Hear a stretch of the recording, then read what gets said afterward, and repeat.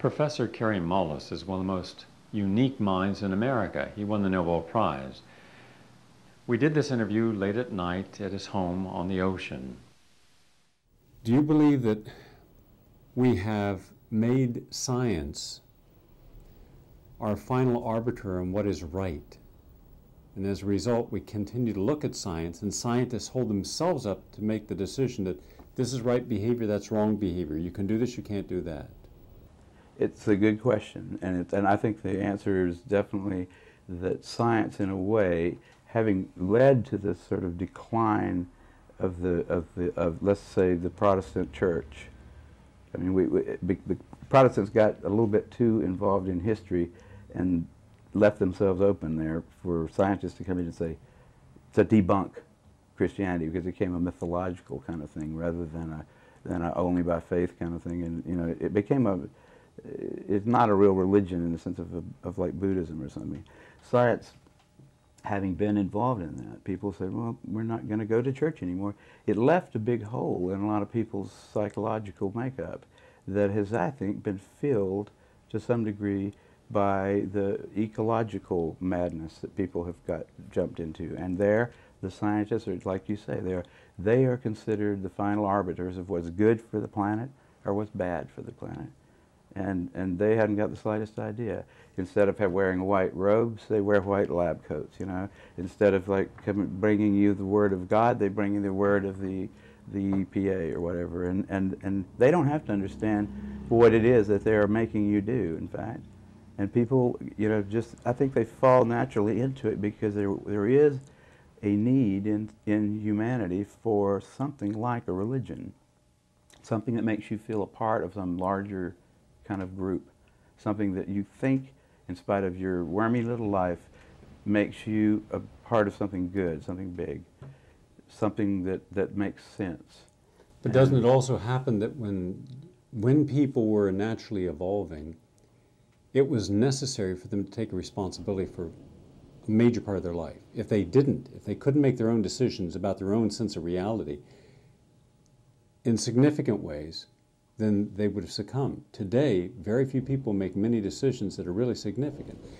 If they feel something's wrong, they go to a doctor. The doctor frequently will tell them, this is your condition, and this is how to treat it. People are not questioning innate knowledge or innate healing, and as a result, we've relied upon a pharmaceutical model for all of our healing. In fact, medicine doesn't mistrust nature, mistrust the person's own ability to have their own healing experience. Well, I think people are still responsible for their decisions, and they still make them just like they always have, and they do it with insufficient information just like they always have.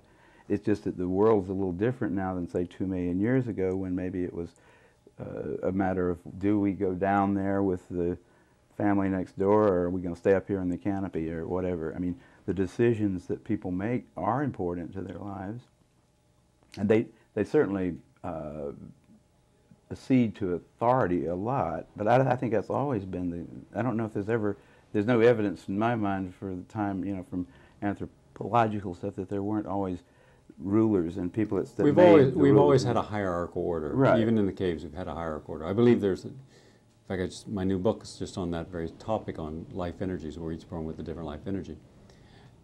I'm very concerned when the media publishes a story that came out recently in the New York Times and all the other papers, that now it's being mandated that there's going to be pregnancy tests to determine if mothers have HIV, if the babies have HIV, and then put the babies on antiretrovirals like AZT. Well, if you have a baby that has no developed immune system of its own, should be getting breastfed to develop an immune system, it's going to take many months, in fact several years, to really fully develop.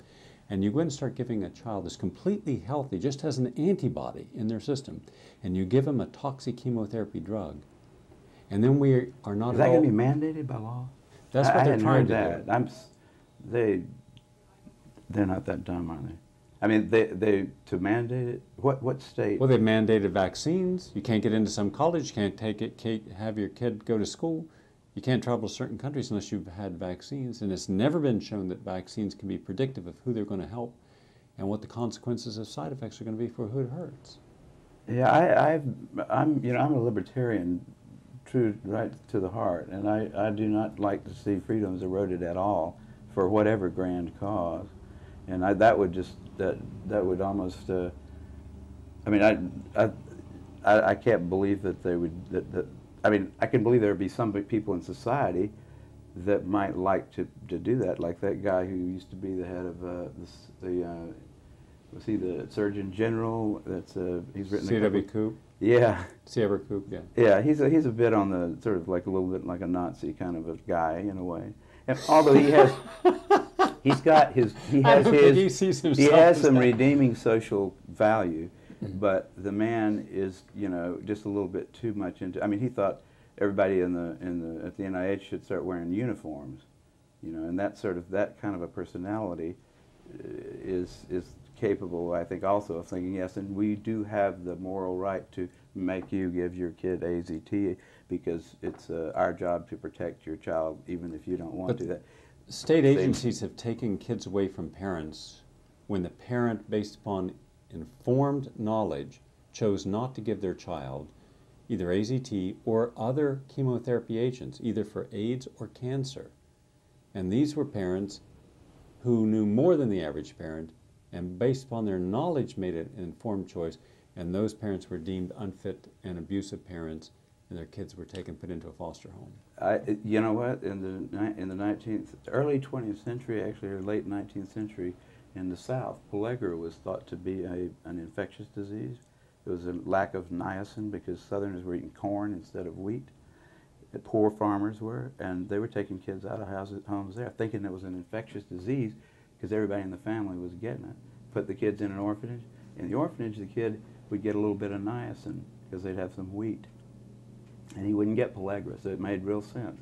Took some guy, you know, it took him a government research station in South Carolina, finally got some Goldberg, clever, was it? Goldberg. Goldberg. Some Jewish guy came down there with little brains and said, wait a minute, this is not an infectious disease. You know, they had to throw out all the idiots that were running that, but that was it was a long time, and they did the same thing. They took kids out of homes. All they needed to do was bring in a little bread, a little whole wheat bread. And does it bother you at all? Every time we need a decision made, we're always looking for some scientist to tell us what to do, whether it's on cancer or almost any issue, where science has become state religion. It bothers me when I see like people. You know, my mother's a good example of doing that. Sort of just, you know, her doctors are never questioned at all, even though her son is sort of a medical person himself and sometimes disagrees with him. Because I'm her son, of course, I don't have any brains, and you know, her little physicians are always telling her weird things. Yeah, it doesn't bother me so much. I like this planet. You know, I'm not upset about it at all. I'm not a crusader. If I had my way, I would make a few changes, and I would make them slowly and carefully. I wouldn't make any radical kinds of changes. I would change science to be more, just to be a little less responsive to central authority. Make it more, like if you're going to fund a scientist for something that he says, here's what I'll do for you, you give me $200,000 next year and I'll do this. I think, well, okay, why don't you just give him the $200,000, let him do what he wants to with it. Don't make him tell you what he's doing. Don't make him convince his colleagues that what he's going to work on with it. If he's good enough to give it to him for one thing, just give it to him and let him decide, because you'll get a lot better science that way, and a lot more freedom for scientists to actually pursue their own goals, and a lot more discussion, which is a really important issue today, about what is the proper way to go about what particular problem. You know, the way it's done now is it's rather medieval, and it counts on the fact that it's not true anymore, that scientists never lie, that scientists will always be honest, and that they aren't each other's competitor, that they're each other's colleague. You know, the way papers get published, the way grants get funded, all of that stuff is like ancient. It's the structure that worked in the 17th century maybe, but it doesn't work now. It works very, very much against science, which is, I think, one of the better institutions on the planet. I mean, science is why we are sitting here with, you know, lights and stuff like that, empirical science, but not, it's almost always flourished better when, you know, dissent was expected and in fact encouraged. To have a central authority like the NIH making all the medical decisions is kind of ridiculous. Very prone to political positions that it shouldn't be Yes. taking in science. That adulterates the science. Oh yeah, it very, very much. I mean, we knew, if we studied Hegel at all, that after the 60s, there was going to be a swing back to a repressive government, right? I mean, it just was going to happen. There was nothing you could do to stop it, I don't think. It swung farther than I thought it would ever go, but we definitely got into it, and that's, I mean, the whole business of AIDS, if you want to look at it as in a big picture, AIDS is a Hegelian, you know, it's the pendulum swinging back to the right. It's saying less permissiveness, you know, people that don't pay attention to their grandmother's code of ethics are going to suffer for it, right? And I mean, you can figure out all the little mechanisms of how that happened, but you can also just look at it in the big picture and say, yeah, that was going to happen. And now is going to come a time pretty soon when it's going to go back the other way. Hopefully, the swings, I'm afraid that Hegel You was mean we can not start right. to have some sex and enjoy it, not Oh, feel guilty about well, it? you know, I never stopped. I said, those guys aren't going to tell me what to do with my personal life. I mean, and I know enough about the details of it to where if somebody wants to debate me about it, I can do it. And I would always try to be informed before I would make that decision. But also, if you didn't know anything at all about the science of biology, and you just looked at it from a sociological point of view, you should have been ready for the 80s. It's going to happen. It always does. Now, Hegel probably, I think he had the impression that the oscillations get less and less. It's sort of a damped pendulum, you know. It finally settles on something that's great. I think he missed there. I mean, it's chaotic. It's like he had the wrong geometry. But it will go back and forth, and it will, because that's the way that is. In fact, it's probably important to the success of any species that it tries some, you know, experiments, but it never goes too far from something that has survived, right? Yeah. I mean, so you can see it as sort of it's an evolutionary standard, in a sense. The idea that society will swing back and forth, experimenting a little bit, but then returning across some line that has worked in the past. You don't want to just keep going in one direction, because you might just end up falling off a cliff or off the edge of the earth. You destabilize basic institutional control. Destabilize basic institutional control. You mean as in the course of history? Yes, individuals can make radical adjustments in their own lifestyles. Institutions never do. There's never been major institutions that make radical shifts, because they'd be shifting their power base. The whole effort of an institution is to maintain its power and stability of the power. So anything that threatens that stability is considered undesirable. I would agree with that. But I mean, the institutions do go. They have this shifting sort of thing, but they don't go very far. Very small. I try to stay out of that stuff as best as I can, but personally. Look this is Peter Duesberg, right? Yeah. Inventing the AIDS virus. Here's a man, the fair-haired scientist who was considered a poster boy of science, right? California Scientist of the Year in 1974, I think it was. And now he's a pariah. Not in this house. No, but in this state and in that university, because when I filmed him in his laboratory 3 years ago, the laboratory had no funding. Now he doesn't even have that laboratory. I know. They've made it. And he was martyred tenured. him, basically. He was tenured.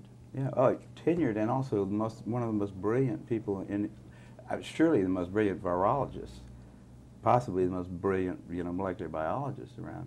Peter is a very scholarly person, in addition to being brilliant too. He's very careful. He doesn't say anything that he can't support, or usually.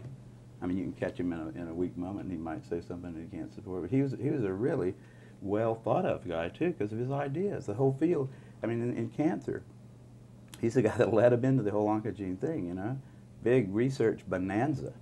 Anybody who could order a little kit from some company and hire a couple of technicians could be a cancer researcher because of things that Peter opened up. And then Peter said, no, I don't think that's actually the cause of cancer. And that made those guys a little bit angry. And then he comes along and does the same thing for AIDS. He said, you know, I think we're on the wrong track here. And for some reason, you know, the second time, it was almost like nobody even had to argue with him.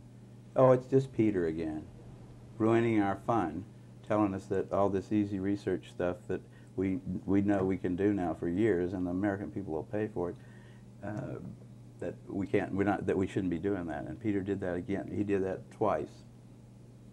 We need a lot more Peters. We don't have enough people like him, and you know, the system doesn't really, it doesn't work. It doesn't work to produce people like that. Yeah. Peter has been marginalized. The media will not quote him without having a challenge quote. Yeah. Where there was a time when whatever he said was, like any other major scientist, would have been accepted on its face value. Now he is considered the controversial. They always preface the controversial, you know, oh, yeah, yeah. ex-professor. Yeah, Nature states just over and over again, if Peter Duesberg can be shown to be an idiot, then HIV causes AIDS. That's what the argument comes down to in a lot of the media. It's just, it has nothing to do with, they don't talk about, you know, the issues at all. Nobody has ever come up with the arguments that need to be brought up to decide whether HIV has any effect on anything. But let's just look at a few of those arguments for a few moments. If they are right, they meaning the NIH, NCI, Gallo, Fauci, if they're right, then their predictions should be right also, that we would have a pandemic worldwide, an epidemic in America, an infectious disease, sexually transmitted, that hetero and homosexual equally be susceptible to. That's their first argument. Based upon that, everybody got terrified. You mean we could get sex, have sex and get AIDS and die? Then we put the big chill on promiscuity in any form, and then we started making accusations about who caused this and then started blaming. Has any of those initial predictions come true?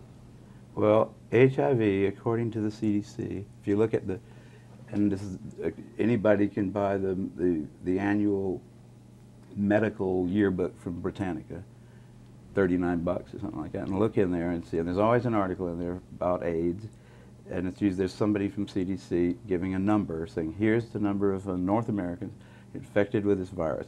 The articles usually preface, the headlines is HIV spreads into some new area, right? Spreads into heterosexuals, spreads into women, spreads into teenagers. But the number's always been the same since they started measuring it and estimating the number of North Americans infected by this virus. It has remained constant at approximately 1 million for 10 years. That is not an epidemic. Now it's okay. They had to drop it because they had realized all the false positives were ruining. Were starting to really mount up when they got into a population that did not have a lot of positives, and then the false positives become predominant. And you know what? This is the craziest thing I've ever. I cannot believe this. When you find a kid like a 19-year-old boy from Montana who's joining the Air Force, it turns up HIV positive, and he's not been around the block too often. Nobody's ever bothered to check his mother to see if his mother is also HIV positive, in spite of the fact that we all know that if a mother is HIV positive, there's a 20 to 30% chance that all of her offspring will be. Right? I mean, everybody accepts that. But for some reason, they can't see the simple reverse of that and say, wait a minute, this kid in Montana who's raised on a farm or something, who's HIV positive, probably didn't get it from, hanging out in the bathhouses in L.A. He got it somewhere. Why don't we just look at his mother and see if he got it? Because all you need is about 10 or 15 mothers of 19-year-old boys that have HIV and did when the kid was born to blow that theory right out of the water. No one's ever done that work. I don't understand why. I contacted the CDC and I asked them, did you do blood workups on all the people that you claimed were included in the AIDS figures from day one? The answer was no. No, they didn't. About 25% of those figures were based upon symptoms. Then I Right, said, yeah, a presumed Presumed. diagnosis of That's HIV. That was just like, and I said, but if you're presuming it's HIV, hence AIDS, you must presume then that you have a gold standard that nothing else could have caused the same symptoms. And I said, there are at least 7 other... friendly phone. Yeah. And I said, there are at least 7 other diseases that have the same identical symptoms of AIDS, such as tuberculosis and malaria, and also cytomegalovirus in its advanced stage, and tertiary syphilis. And I was going through some of the diseases I had found that have this, and they kind of shrugged their shoulders and didn't address the issue at all. They just Right. avoided it. Then I asked them about Africa, and I said, no.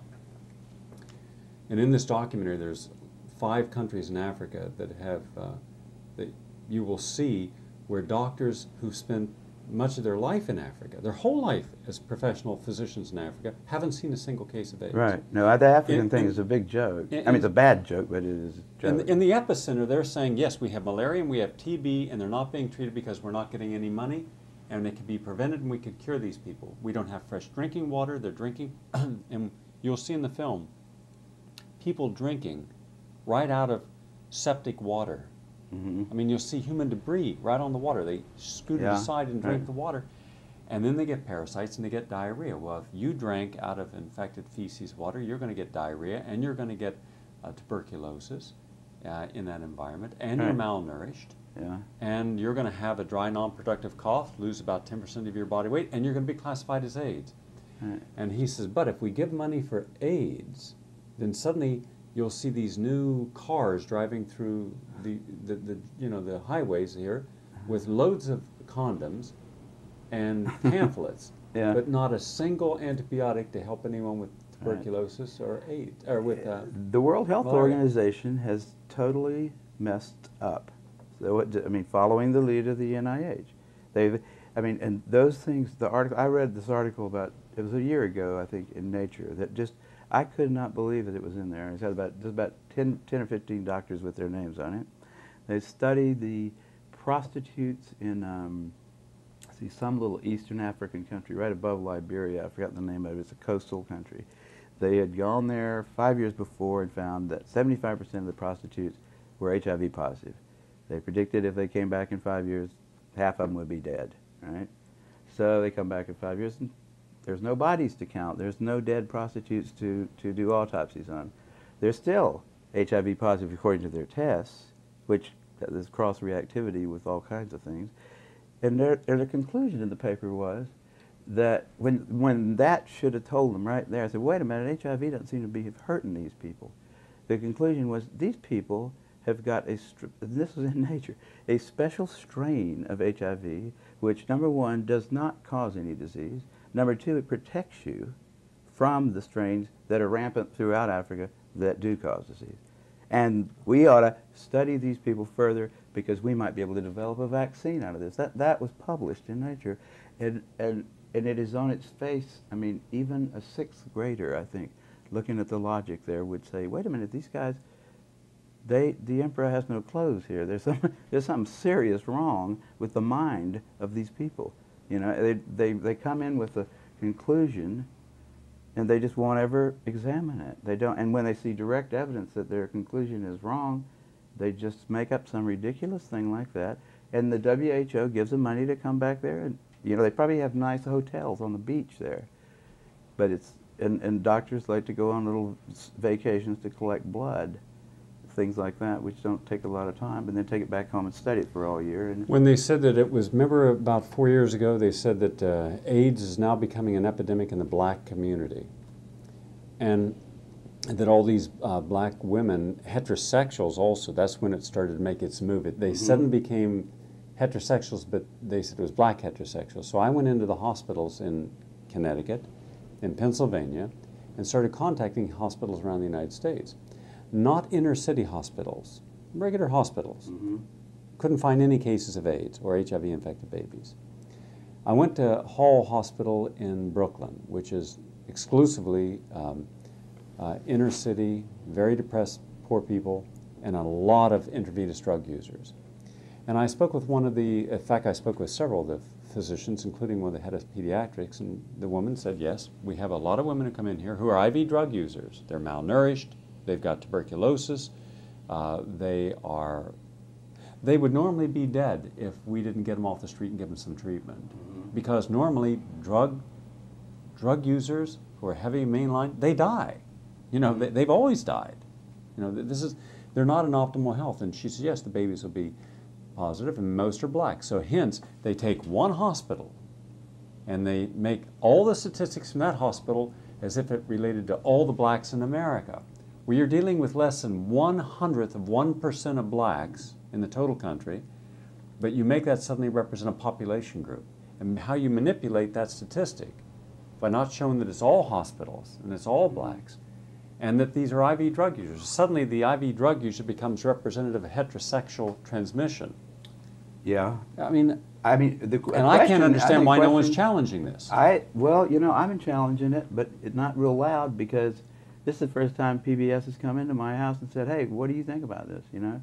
I've had to fight really hard, you know, to get anybody. Usually I would go to I mean, until this year, when things are slowly starting to change, I think people are starting to realize this is serious, and these guys have got big woolen bags over their heads or something. They've been fooling us. They know, you know, the people that are AIDS researchers now are getting neurotic if you ask them any questions. There was a time when I first started asking questions, all I wanted was, where are the papers? Just tell me the papers that you read that convinced you that HIV was the cause of AIDS, because I need to reference those papers in some of the, I was working on a test for HIV with PCR, and I needed to write a little report to the NIH and say, here's the progress we've made. And the first line of it was, HIV is the probable cause of AIDS. And I thought that was true. This is before I got involved. And I said, what's the reference for that quote? And I looked for it for about 2 or 3 years, and I never could find it. And by the end of 2 years, I'd ask everybody at every meeting that I'd gone to that talked about AIDS, I'd ask, you know, I'd look through every computer database. There is no reference. There is nobody who should get credit for that statement. Now that's a pretty weird situation in science, where getting credit for a discovery is the most important thing in your life as a scientist. You want your work to be associated with you, especially if it's got to do with something that's so important in the world that they're spending billions of dollars on it. We ought to know who was it that should get credit for pointing out to us that HIV was the probable cause of AIDS. And probable is not a very powerful word, but there is no such person. There is no paper, there's no group of papers. They can say, well, it's in there somewhere, but it's not in there somewhere. Gallo couldn't find it for you? Gallo wouldn't talk to me, but Montagnier couldn't find it for me. Montagnier said, why don't you, first they say, look at the CDC report. Okay, they're talking about the bulletin of mortality and morbidity that comes out every couple of weeks. That's not a scientific publication in the sense of, here's the data, here's the arguments, here's the conclusions. That's just a little thing that goes to doctors and say, when you see somebody come into your office with this kind of symptoms, you report it to us because it's possibly this or that kind of thing. It's not a scientific thing. It's not where the guy that wrote that bulletin that month doesn't get the Nobel Prize for having discovered that HIV is the probable cause of AIDS. Right? I mean, it's ridiculous to quote that thing. And then I told him, I read that. I didn't think that was very, I mean, I'm talking about, where did science come by the notion? You know, who brought that up? Who showed it to us? Who explained it to you? Where did you come up with the idea? He said, well, there's this SIV stuff. And I said, yeah, but that was last month. We've known this for a long time. Who is responsible for us knowing it? Don't we want to know that person's name? He walked away. I figured that was the last person I ever asked. I asked a whole lot of people in that 2 or 3 years when I was certain at first that there must be an answer. Wasn't it, I mean, you know, I was in a different field slightly. I figured the virologists had that one taken care of, but they didn't. There wasn't a soul, and there still isn't. And the more you ask them, now you ask them, you can get thrown out of a dinner party. I mean, you sit around go to some virologist's house and start talking about questions like that, or even, you know, people that aren't virologists, people that are just ordinary people that are completely ignorant of the details will get mad at you if you start talking about the fact that AIDS may not be caused by HIV. Just say something simple like, it may not be caused because I can't find any evidence that it is. these people that are being treated with AZT, a fairly lethal drug if you take enough of it, they may be taking a drug that's killing. I mean, you'd think the Oklahoma bomber is a bad guy, right? There's nobody in the United States that doesn't think the guy that killed those 200 people in Oklahoma for no good reason, you know, shouldn't be sentenced to death, probably. I think we all agree if he did it, he ought to be killed. Now, is it not criminal, just as bad, and maybe worse, to sentence a whole lot of other people? I mean, these people, there are people dying just because of AZT. I mean, that's proven in big studies like the Concord study. The conclusion of the Concord study was, this stuff is not good for you. You know, the little skeleton on the little crossbones, you know, the skeleton and crossbones on the bottle says probably wouldn't be a good idea to take this stuff unless you've got a good reason to. Now, I would say that probably, you know, there've been, I don't know how many of the people who have died, so-called of AIDS, have actually died of AZT. Because it certainly would wreck your immune system to take that stuff for a few years. It's like if you started taking any other chemotherapeutic agent for the rest of your life, it would be that agent probably that killed you. You know, when you give chemotherapy to somebody with cancer, you give them a round of it for maybe 14 days or a few days.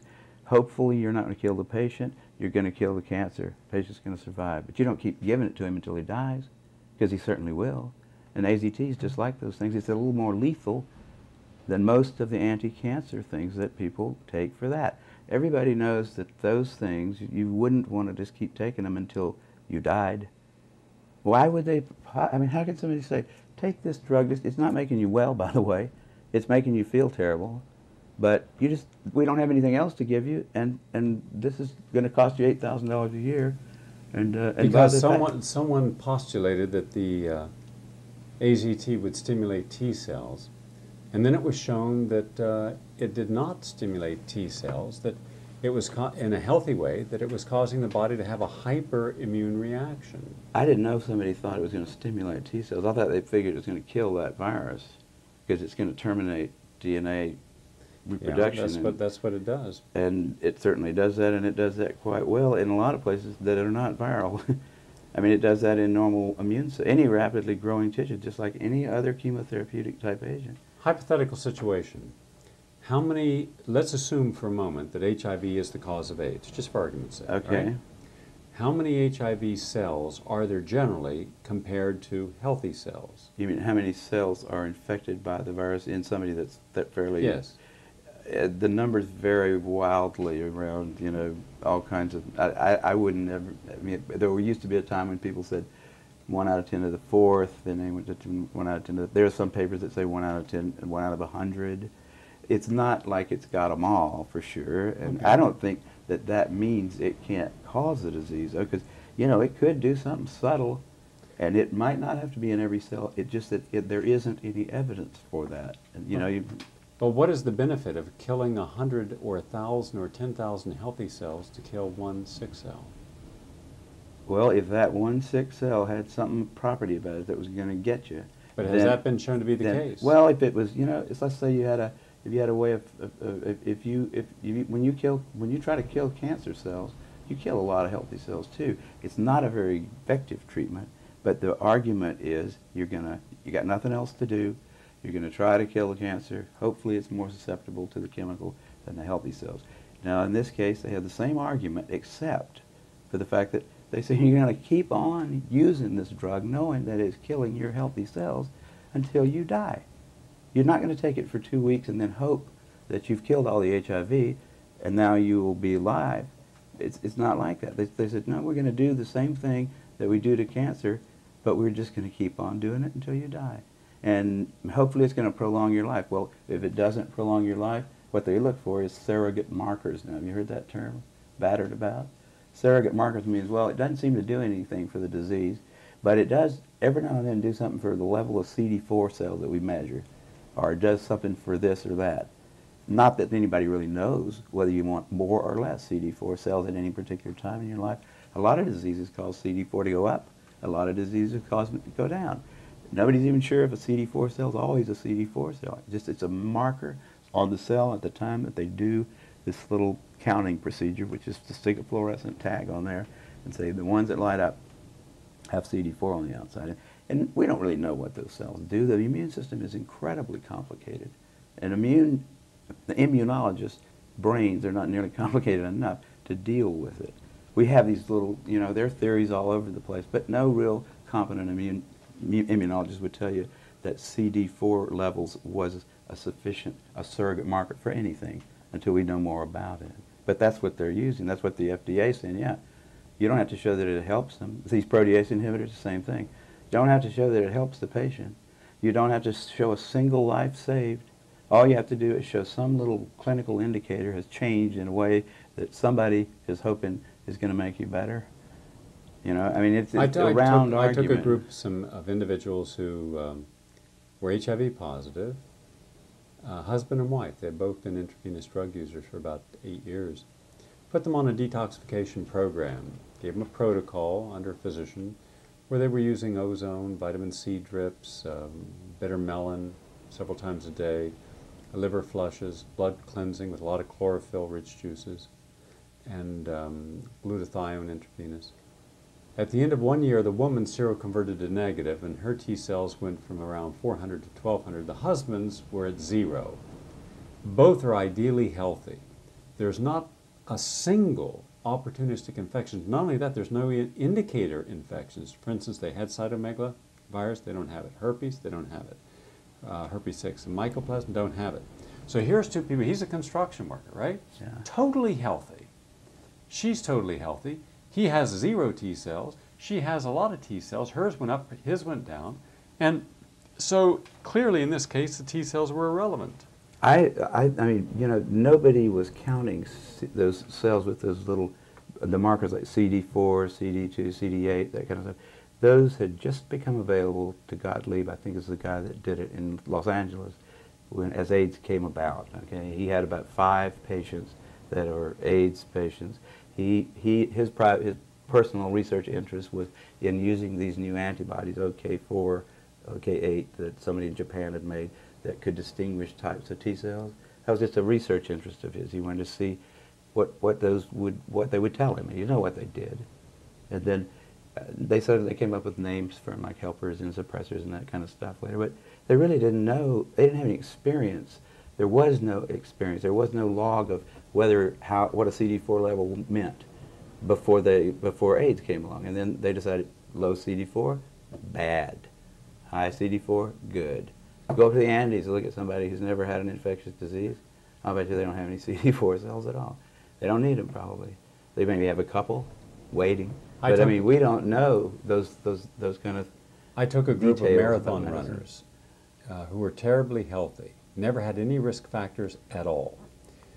Vegetarian, and they were running a marathon. All of their CD4 cells were very low. In fact, so low, even though they were totally healthy, getting ready for the marathon, that had they gone in with any kind of experience of a symptom and someone measured their blood, they'd have said, oh, you're a candidate for AIDS. Mm-hmm. So that in itself, there are many conditions. Cytomegalovirus will bring your CD4 down. Epstein-Barr virus, ubiquitous in our population, 90% of the public have this. Herpes will bring your CD4 down. Malaria brings your CD4 down. TB throws them clear down into the cellar. So when something is so inaccurate, to make that a gold standard, that concerns me. Also, well, it's ridiculous, is what it is, and the question really is whether it should be considered criminal behavior on the part of people who have the public trust. I mean, it is criminal behavior to set off a bomb in a federal building. Is it criminal behavior to start passing out poisons to people who have no real diagnosable diseases, to babies, for instance? And the question, I think we get off in the details a lot in this thing, and it has been probably the worst part of it from the point of view of the public. There's only one real question that's relevant, and you don't have to think about CD4 cells, you don't have to think about all these other diseases with Latin names and stuff. You have to think about one thing. Who is it? And where is the paper that he wrote it down in who figured out that HIV was the cause of AIDS? Right? Who is that guy? If there's no person who can stand up in front of a scientific body and say, I'm that person, or this team of us did that, and here's how we showed it, You know, you don't have to get into the details. You don't have to worry about the hemophiliacs in Africa. You don't have to worry about all the sort of subterfuges, in a way, that just keep coming up to complicate what is really a very simple situation. Here we have a bunch of people that are definitely sick for some reason. It's likely that their behavior was so radically different than the behavior that had gone. It was an experimental kind of behavior, in a way. It's not unlikely that they would have some kind of problems, some health problems. People stop sleeping and eating. People start using all kinds of substances instead of food. And they're associating with the world's getting more and more densely populated, and we're spreading more and more diseases around. It's not totally shocking that those people should come down with some diseases that'll kill them. So we don't need to postulate that there was an infection going on, since nobody actually did show that there was. What's the fuss? Why do we have to even think about CD4? Why do we have to think about, you know, all the details that they keep mercilessly bringing up? Why do we have to think about the whole genome of this little organism that has not yet been shown by anybody definitively, or even really probably, to cause a disease? What is it? What is it about humanity that wants to go to all the details and stuff and listen? You know, these guys like Fauci get up there and start talking. You know, he doesn't know anything really about anything, and I'd say that to his face. Nothing. The man thinks you can take a blood sample and stick it in an electron microscope, and if it's got a virus in there, you'll know it. He doesn't understand electron microscopy, and he doesn't understand medicine, and he should not be in a position like he's in. Most of those guys up there on the top are just total administrative people, and they don't know anything about what's going on at the bottom. But the simplest person on the planet can say, well, if we know that this disease is caused by HIV, how do we know that? Who figured it out? Is it in the Bible, you know? Or is it in the Journal of the American Medical Association? Is it in some place where we can all look at it? That's what science is supposed to do. It's empirical science. That's what we do. I ask, I think, a more fundamental question. If you're saying that HIV, not you, but rhetorically to the scientific community, saying HIV is the cause of AIDS, then are you saying that HIV by itself is the cause of AIDS? They say yes.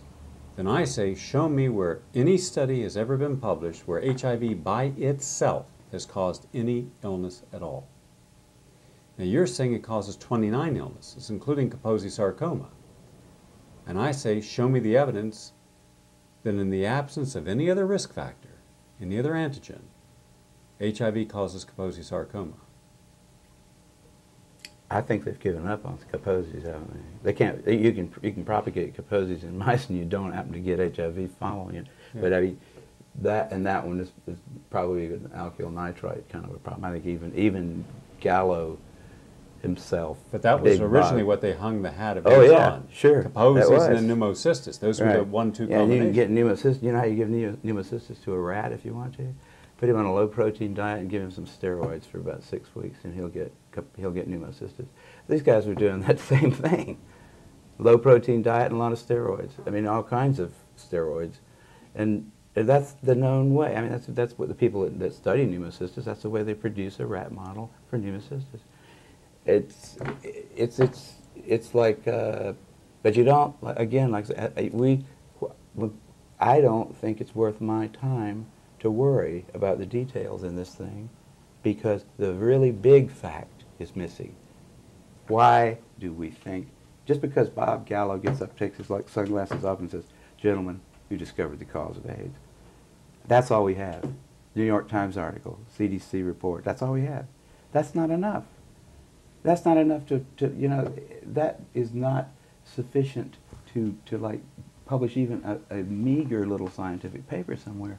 That isn't enough for scientists to believe some inconsequential fact about some star 50 light years away. You know, that's certainly not enough to treat at the cost of billions of dollars a year, and at the cost of a lot of lives and anguish, and just destroyed.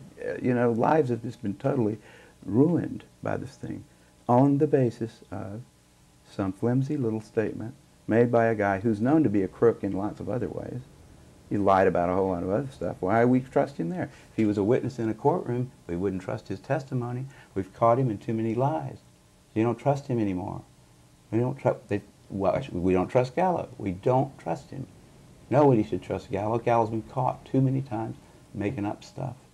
Okay, who do we trust? Fauci? Fauci doesn't know enough to, you know. If Fauci wants to get on television with somebody who knows a little bit about this stuff and debate him, he could easily do it because he's been asked. I mean, I've had a lot of people, president of the University of South Carolina asked Fauci if he'd come down there and debate me on the stage in front of the student body, because I wanted somebody who was from the other side to come down there and balance my, because I felt like, well, these guys can listen to me, but I need to have somebody else down here that's going to tell them the other side. But Fauci didn't want to do it. He didn't want to talk about it. Based upon the HIV equals AIDS hypothesis, they didn't give us the test. Now, they didn't give it to us, they sold it to us. Now, who sold it to us? Who gets money off the patent? Gallo himself was getting quite a bit off of it. He had to give a lot back to Montagnier when it was finally proven that he stole the virus from Montagnier in the first place. But Montagnier and the Pasteur Institute are getting $1, I think, or so every time that somebody gets an HIV test. Is that test a gold standard? Will it only identify this HIV virus? If you get it twice in a row, you have a pretty good chance of getting a plus one time and a minus the next. I mean, it is not. It's nothing more. Even if the virus were a deadly virus, we wouldn't want to use that test to test it. I mean, that test was responsive. Although that's why they thought for a while that it was widespread in Africa, because it cross-reacted with antibodies to malaria. You know, that was the big, and they never went back and said, you know what, we just made a mistake there, because we couldn't find the HIV-1 in the first place when we looked for it. When we looked for the organism in Africa, we didn't find it, so we found something else that was close enough, 33% difference in sequence. It's not close at all, not for retroviruses. They found something else. It's just HIV-2, we're going to call this for a while. Now they just dropped that whole thing. They don't look for it at all anymore. You go into any kind of a like a lot of places in Africa, the only kind of place you can get any medical treatment is at WHO hospital that's there for AIDS, right? So anything you come in there for, you cut your knee with a machete, you're an AIDS patient in some little book somewhere.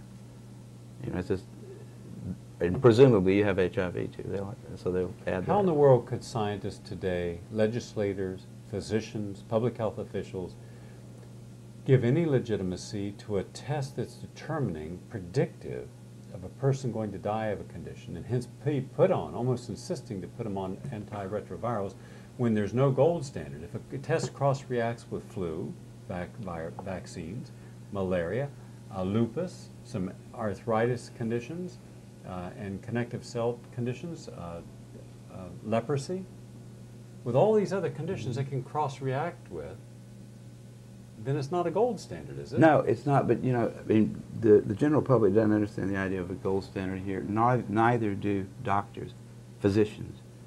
So, I mean, you know, you just pull the average physician away from his convention someplace in Cincinnati or something, and sit down and have dinner with him and talk to him about this kind of a situation, and see how much he really knows. Like, does he know what a Western does? Does he know what a Western blot actually does? I mean, how is it different from this ELISA test? Does he understand how an ELISA test is operated? Does he understand anything about the statistics associated with the times when they've been tried? No, he doesn't. And he doesn't give a damn either. What he knows about is that when he has a patient, he charges them a certain amount of money for every treatment that he does, for every little prescription that he writes, and he likes to have a lot of patients. And the county health department also knows that due to the Ryan-White Act, for every single person who is diagnosed as having AIDS in the county, $2,500 a year from the federal government.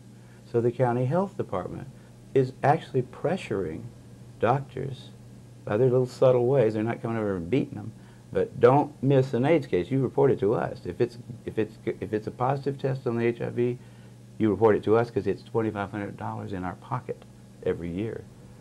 I mean, it's a kind of a, I mean, there's plenty of reasons why they're doing it, but you know, one of them is not that doctors are intelligent people in this particular. I mean, the doctors have been dumb. The people that have taken the drug have been idiots also. I mean, they really are idiots. You go to some doctor, He gives you a drug when you're not even feeling bad sometimes. You start taking it and you start feeling worse, or you start feeling bad for the first time. Keep on taking it, because otherwise you're going to get sick. And then, you know, you read about it. It's not like you can't find out about AZT. You know, you can find out about it. Look it's not that hard to look in books like the Merck Manual and stuff like that. See, what is this stuff? What's it used for? Why are they using it here? How did it get approved? Why is it that they would allow Western blot to be used in the United States when it's been discontinued in England because it's worthless? And why is it that they're allowing a test that there's no two countries that have the same standard of how many bands it has to be compatibly reactive with? It's 2 in one country, 3 in another, and 4 in another country, making it very easy to test positive in one country, a little more difficult in another country. If they didn't allow them to charge so much for it, I think there'll be a lot less use of it. You know, I think that money is the only, you know, it's just like in political scandals. Follow the money trail. Figure out who's getting paid for this. Who's getting the money for those Western blots. There's your person who's going to always come down on the side of, yeah, you got a confirmatory Western blots, they call it. You know, do a confirmatory Western blot. Well, let's see. And those things are so hokey, it's just ridiculous. I didn't know they don't even do them in England anymore. No, not since 1992. It's totally, and ask a doctor how it works. The doctor who prescribes, he says, got to have a Western blot to confirm this ELISA positive thing. How does that work, doctor? Sir, what are they now measuring about me that's different from what they measured with the ELISA test? He wouldn't know. He's not got any idea. I'll bet you there's scarcely 50 physicians in this country that know what a Western blot really is. They know when to order it, and they know they get a kickback on it probably. They make some money from having to take the blood or whatever, and they make money by prescribing AZT. They get money every time they turn around. They get money. And money is what makes it work. They interpret the test also. Well, of course. Why is it that if a person would get a vaccine shot like hepatitis or measles to create antibodies, to get an antigen reaction, so that the body will now have a memory cell so that when they are exposed in the future, they will be able to call upon that immune response? But when you have an antibody to the HIV virus, it's always predictive of causing the disease. It was because, I would say, they didn't have well enough developed way to look for the virus itself at the very beginning. They could only look for the antibodies to it at first. PCR came along right about the same time that HIV did. And it was at CETUS that people started looking with PCR for HIV. That was the only way to see it, except for culture, which was a long, protracted procedure, which a lot of times didn't turn up the results there weren't very good either. Can be contaminated. Oh, the cultures, the whole method, that cell biology is a bunch of magic half the time. And those culture, you know, the people that say they can do quantitative estimations of HIV from cultures are just, they're fooling themselves. But I would say the answer to the question is the antibody test was something they could quickly develop. That's what Gallo did, and sell, and so he did. And he said, we're going to make a lot of money off this. Everybody in the world is going to have to take this test to find out who's going to die of the plague. And a lot of people did take it, and he got a lot of money for it. I mean, and there's all kind of people all the way down the line getting paid for doing something that's absolutely insane. I mean, now, where is John Q. Public? You know, he's busy playing video games or something. He's he's asleep at the wheel. He's not saying, what are these guys trying to pull? I thought antibodies when I was in high school were good for you. Isn't that what cures your diseases? And if we're going to make a vaccine for this thing, isn't that going to make antibodies to it? Wouldn't that be the way a vaccine would work? So if you take a vaccine for HIV, you get AIDS, don't you?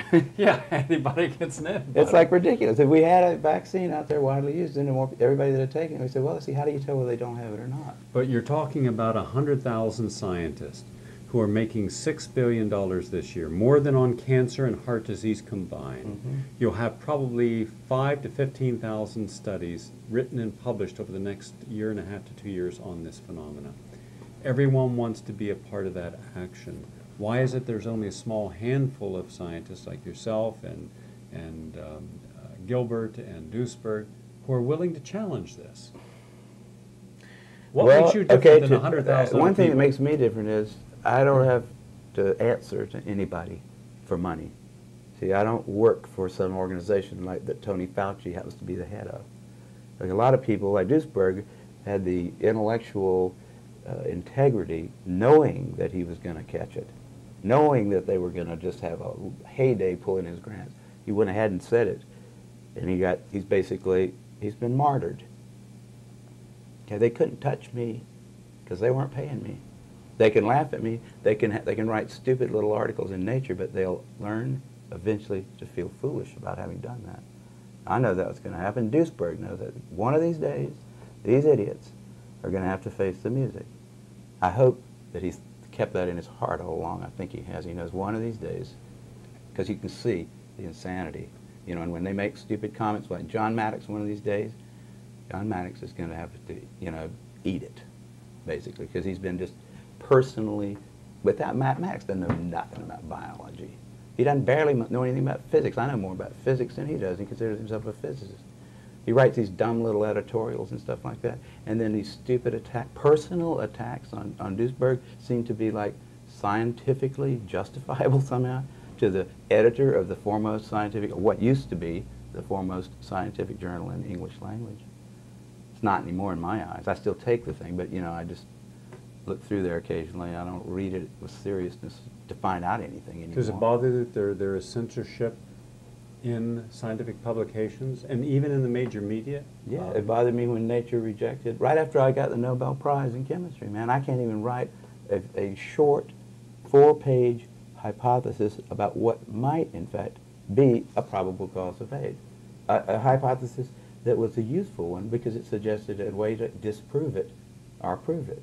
You know, that's what a hypothesis is for. It's to sort of suggest experiments that will try to disprove the hypothesis, or if you can't disprove it, you start slowly accepting it. And so Lancet, Nature, Science, those people say, we don't need a hypothesis directed at understanding what might be causing AIDS.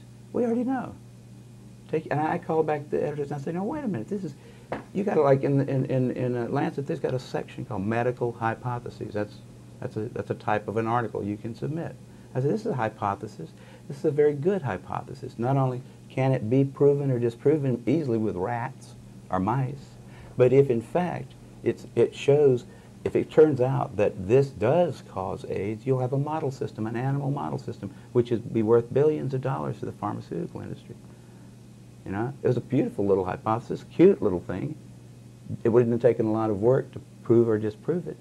But and it wouldn't take any work to publish it, but not anybody would touch it. You know, I finally published it in some kind of, I think Genetica finally published it, and it may or may not be the cause of AIDS, but it doesn't. The fact that you can't hypothesis? Even it's a sort of a variation. I thought a clever one on the idea that you have overloaded your immune system. These people, if you think about time in terms of evolutionary time, and you see the population of humans growing like it has, the chances of you getting a human virus today are a hell of a lot higher than they were, say, 10,000 years ago. And it goes up in a funny way. If you are hanging out with let's just say that there are an infinite number of retroviruses in the world, because they're changing so fast you couldn't really count them. Okay, so there's a number of retroviruses that's basically a function of the mass of human flesh, human retroviruses, and also it's proportional to how much that flesh interacts. So as it starts to get dense, more and more people are in your life, you got more and more chances of getting retroviruses. Now they all might be harmless. The chances are good that they are, because they're just barely alive. But if you hang out with 1,000 people a year in a way that would maybe allow you to get some or most of their retroviruses, and they hang out with 1,000 people a year, and they hang out with 1,000 people a year, you're hanging out with 1/4 of the human race. You're getting all the retroviruses from all over the planet. Now it might be that none of those things by themselves is going to hurt you, but we know that some of them do grow in your immune cells, right? And they come in at very low multiplicity. You don't make an immune response every time you get a retrovirus inside of you somewhere. But if you have a cell in your immune system that has a retrovirus in it, and you promote that to clonality because it's going to be a part of an immune response, that cell, then the retrovirus will definitely escape. It will flower in a sense, and it will then have to be dealt with by the immune system because there'll be enough of it showing in the blood that the immune system will go for it. Well, now if you've got enough harmless but different retroviruses in your immune cells such that every time you mount a new immune response, which means you probably take about 500 different immune cells and make 1,000,000 copies out of each one of them, if you've got enough retroviruses in your immune system such that one of those 500 is going to have a retrovirus in it that you've never made an immune response to before, you're going to have to make an immune response to it this time because it will, if you make 1,000,000 copies of the cell, it's sure, the retrovirus is certain to flower, to like make infectious bodies, right? Then you have to make another immune response, right? It's called a chain reaction. See, it's, all you have to do is have enough retroviruses in your immune cells, and we know that they can get in there, right? And we know that there's an infinite number of them out there. And we know there must be some level of contact with humanity that will cause you individually during your life to accumulate so many different retroviruses in your immune system. In the real risk group, which is the people that were undernourished, the people that were exposing themselves to a lot of other humans in environments where viruses could be easily passed around if they were, I mean, there's a whole bunch of things about those guys that was different than normal people. Once they got outside of the inner city homosexual IV drug using population and started sampling kids going into the Army at 19, that's when the latency started going up fast. Because what they should have said, uh-oh, it's not got anything to do with HIV, does it? Because the thing's not going to change like that on us. Also, it was very interesting that they predicted approximately 1,000,000 North Americans were infected in 1984, I think it was, and it stayed the same right on through 1996. That's not an epidemic. The number of cases reported went up epidemically, you know, exponentially, because the number of tests that was done went up exponentially. I asked, the first time I ever saw one of these CDC graphs, it showed this thing going off the page, and I went up after that and I said, how did you disentangle I mean, did you divide the number that you've got here by the number of tests that were done? I mean, can we believe that this line that you've drawn here about number of positive tests reported, is that really indicative of the spread of this virus? Is the virus getting, is there being more of it, or are there more tests? If you divide by the number of tests you do, you don't get any kind of a curve going up. It's just, how many doctors knew about HIV in 1983? 2. How many knew about it in 1985? Say 500. How many knew about it in 1986? 40,000. So that's where the curve came from. How many tests were done? Same thing. How many tests? They could have just said, how much money did we make off of HIV this year? And they could have plotted that, and it would have looked the same. You know, and they could have said it's an epidemic because we're making more and more money off of it every year. But does it bother anyone that we haven't had an epidemic, that it's not in the heterosexual community? It's still in the same basic risk groups, and the risk factors that caused it back then are the ones that are indicated today from all the people I've interviewed. Well, the only person I know of who's changed their mind on this issue is my mother. She finally said, Kary, you know what? You were right. Because I told her a long time ago, I said, Mother, quit worrying about my sexual habits, okay? There's a couple of diseases that you can get by having promiscuous sex life. They're both curable by penicillin. And there's nothing out there that's fatal and deadly. And in fact, sex is probably pretty healthy. It's something we've been doing as a race for a long time. You know, it might be very unhealthy to go for long periods of time without it. We don't know that. But we do know that the venereal diseases that are around can be cured now. So what's the big scare, you know? And she's, well, AIDS, I said, but it's not shown to be. So she's finally, I mean, I don't know anybody else who's actually come across. I mean, but I don't know everybody who's thought about it, but I feel like a lot of people are starting to learn. But a lot of people will be just like, it'll be like trying to get a Catholic to give up Catholicism because somebody has proven that they can make a vacuum, and inside that could not possibly be a God because it's nothing in a vacuum, right? That was a 17th century issue that the church raised. If AIDS is supposed to be an infectious disease, then why does it not represent the same model of behavior as any other known infectious agent? Well, now it could be that it's absolutely unique. I mean, Flossie Wong Stahl thinks so, you know, but I I found that kind of, you know, it is not, on the other hand, necessary to have a plausibility argument for something that you've got proof for. If I could show you that it did cause AIDS, then you could ask me that question and I could say, I don't know why it does it that way, but it does cause it because here's the facts. You give that stuff to somebody who doesn't have AIDS, he gets AIDS. Or some experiment that showed you definitely that. Yeah, but you can't show me an animal model. Well, I can't do that, can I? Because if every damn chimp that's ever been injected with it, you know, it's lived in the chimp for a while, chimp gets rid of it, makes antibodies. By definition, the chimp's got AIDS at that point if he starts to, like, if it gets uterine cancer and it's a female chimp, he's now got AIDS. But none of those chimps died of AIDS. I mean, they're still alive and happy. There's no evidence. But if there were evidence, see, if there were, this is one of the things I think, if I could produce evidence that HIV caused AIDS, it could cause it by some weird mechanism that we never heard of. Totally implausible. But if you're completely saying new but, biology, okay, it wouldn't matter if I had evidence, but there isn't any evidence.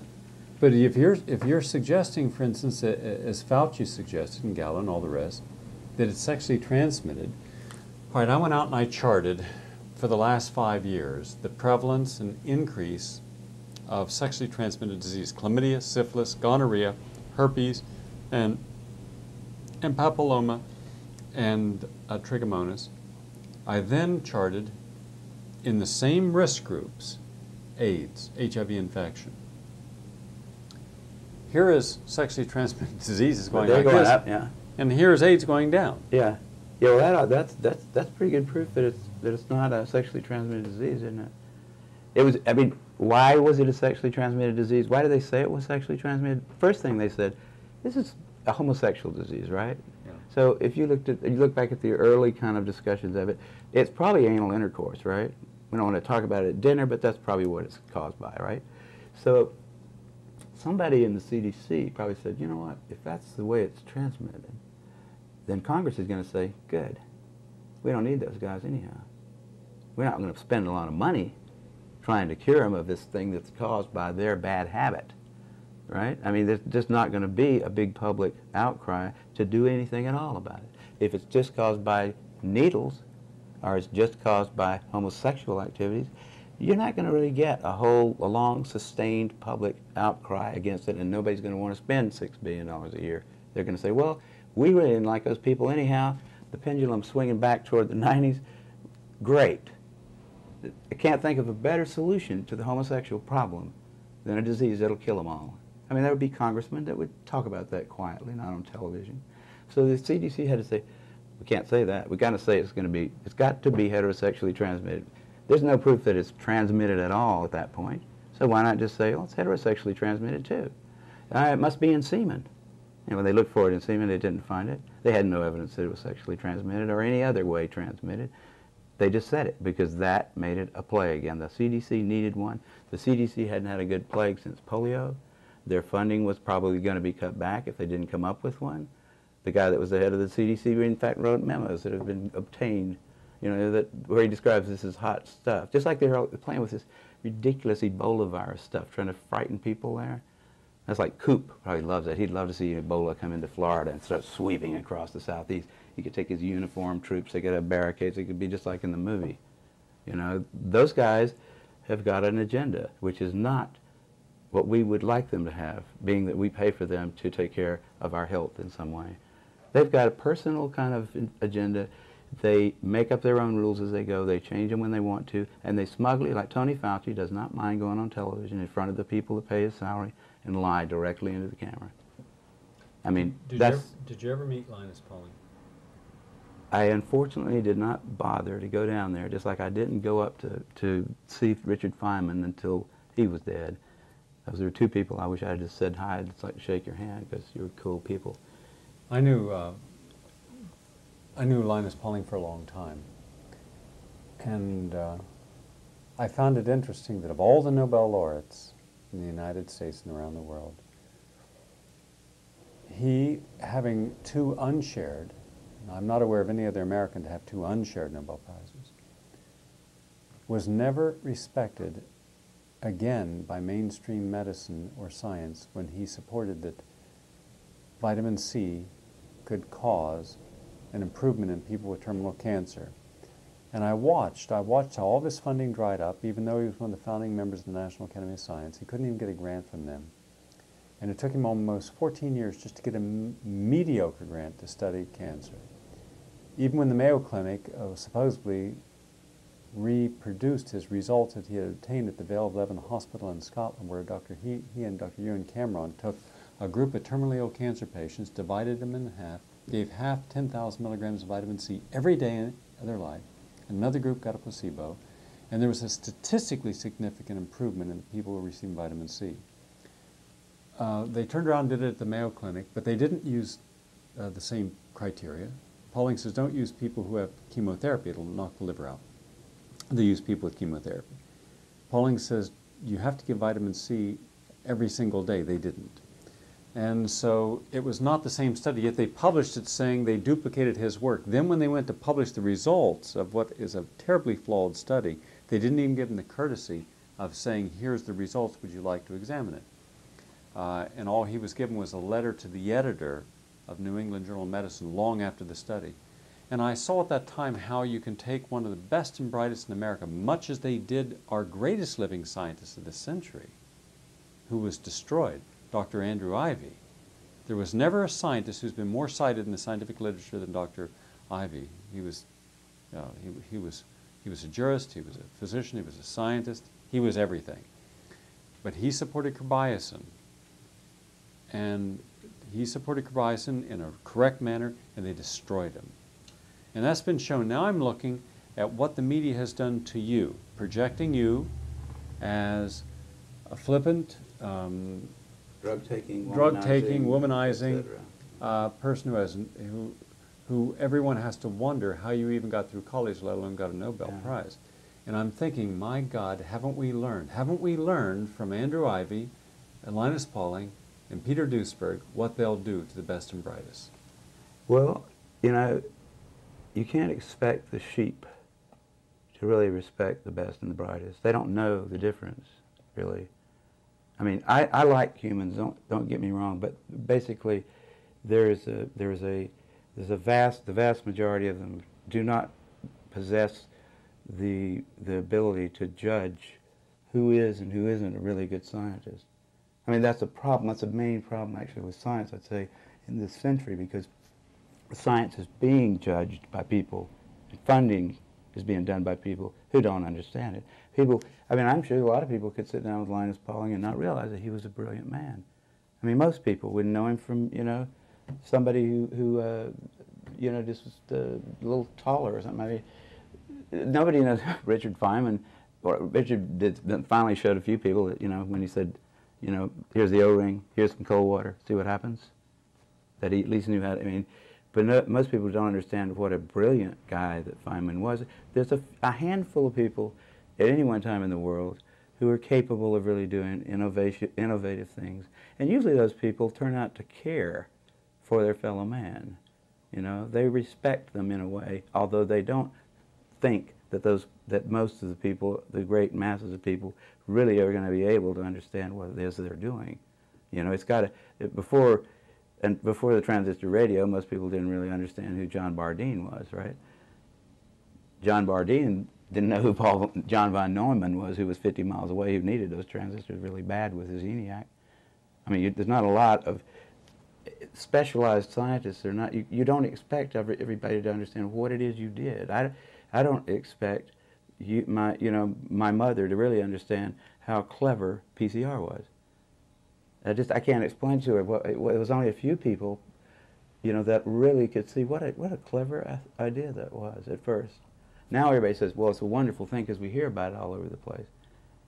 But see, what I'm saying is, if you're one of these people like Linus Pauling, I'm sure Linus did not expect to be appreciated. You know, I find the scorn of the masses to be sort of a, you know, I mean, if they love you too much, you're probably doing something wrong, don't you think? I mean, the guys that are, if they're willing to elect a president who lies right in front of them and says, I just put it in my mouth, I didn't inhale it. And by the way, Mr. President, it's illegal to have it in your mouth too, whether you inhale it or not. You know, but somehow the people say, well, that's such a clever way of getting around that issue. What is he? He's a real diplomat, right?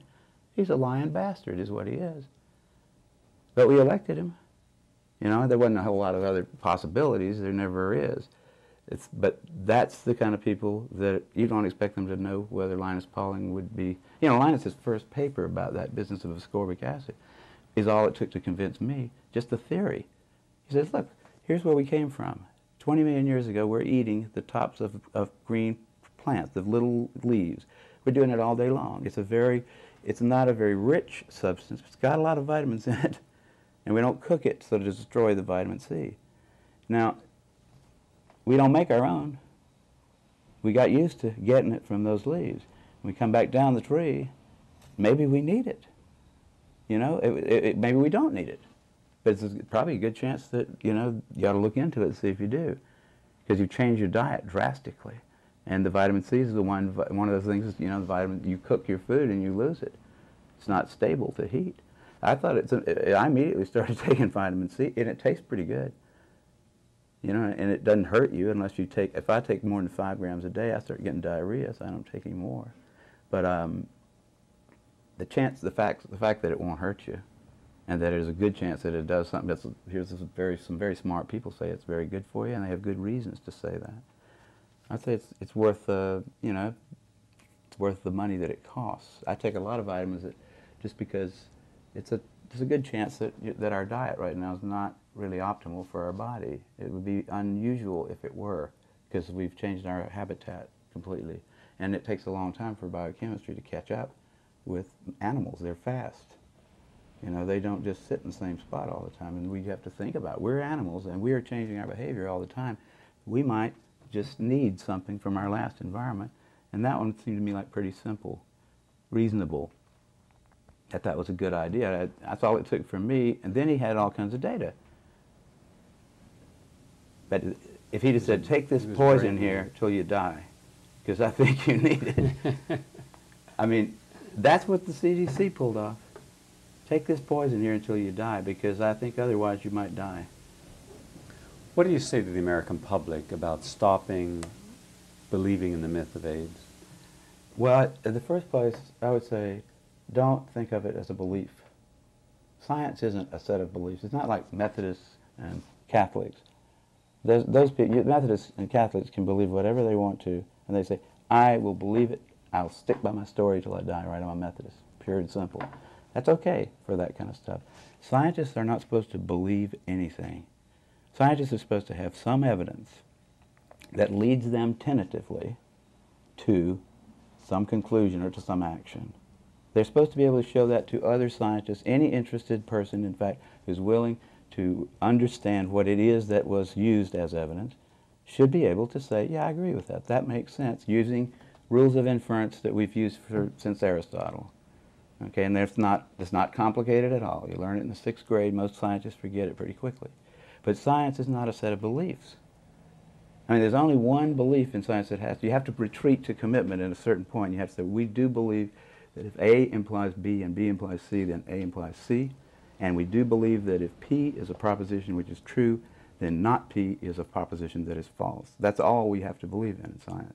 The rest of it is tentative, awaiting further study.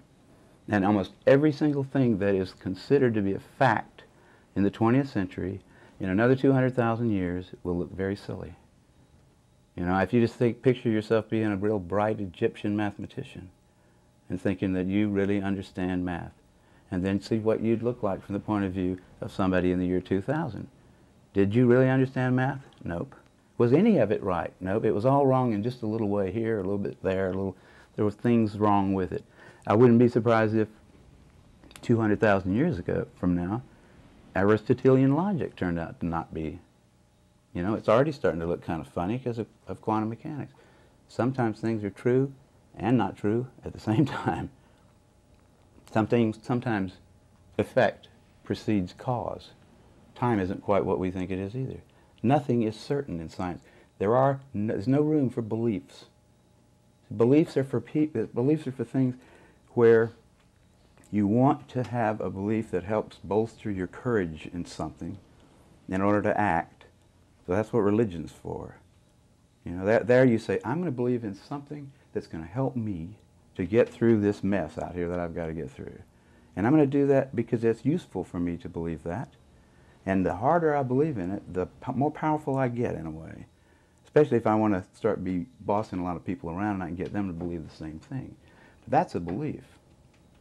The difference between that and science was established clearly, at least in England in the 17th century, by the Royal Society, the founding of the Royal Society is still around now. They probably don't remember this, that same bunch of assholes, the people that won't accept my papers anymore.